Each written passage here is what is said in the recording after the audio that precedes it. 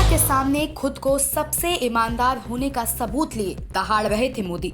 Supreme court ने एक झटके में सुनाया मोदी जी के करतूतों पर बहुत बड़ा फैसला। सुप्रीम कोर्ट के भयंकर फैसले से मोदी सरकार को लगा बहुत बड़ा झटका।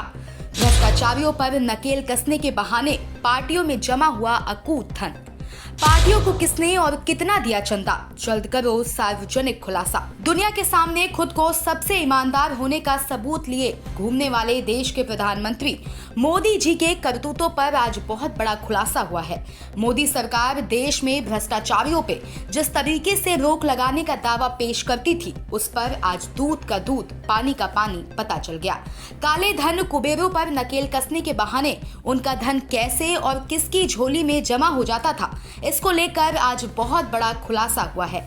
दरअसल मोदी सरकार काले धन कुबेरों पर लगाम लगाने के बहाने 2017 के बजट में वित्त मंत्री अरुण जेटली ने चुनाव या इलेक्टोरल बॉन्ड स्कीम को पेश किया था, जिसे 2018 में केंद्र की मोदी सरकार ने नोटिफाई किया।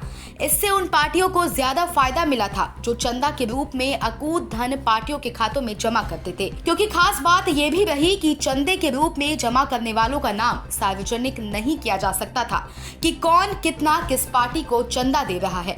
अब इसी मामले पर सुप्रीम कोर्ट ने मोदी सरकार को फटकार लगाते हुए इस पॉलिसी पर रोक लगा दी। सुप्रीम कोर्ट ने कहा, इलेक्टोरल बॉन्ड यह एक तरह का प्रॉमिसरी नोट होता है जिसे बैंक नोट भी कहते हैं। इसे कोई भी भारतीय नागरिक या कंपनी खरीद सकती है।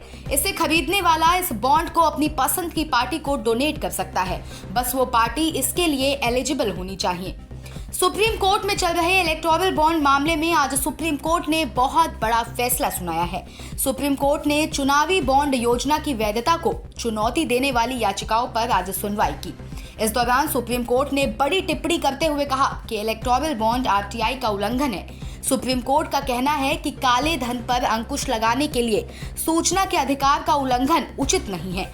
सुप्रीम कोर्ट ने चुनावी बॉन्ड स्कीम असंवैधानिक करार देते हुए तत्काल प्रभाव से इस पर रोक लगाने का आदेश दिया है।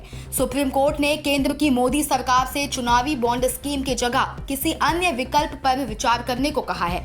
Chief justice DY Chandrachud, justice Sanjiv Khanna, justice BR Gavai, justice JB Pardiwala और जस्टिस मनोज मिश्रा की पीठ ने इस मामले पर सर्वसम्मति से फैसला सुनाया।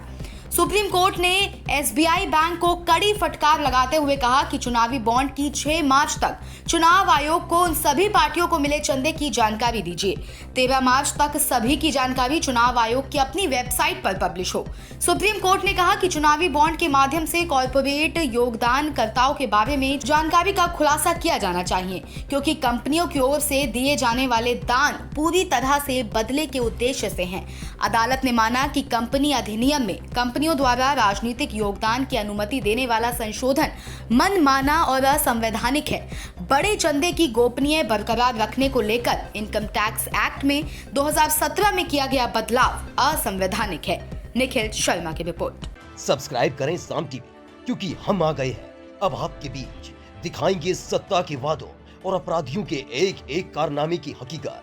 और हाँ, अगर आपके पास भी हो कोई ऐसी खबर तो कमेंट करके हमें बताएं, क्योंकि बिना डर और दबाव के हम दिखाते हैं हर एक खबर डंके की चोट पर।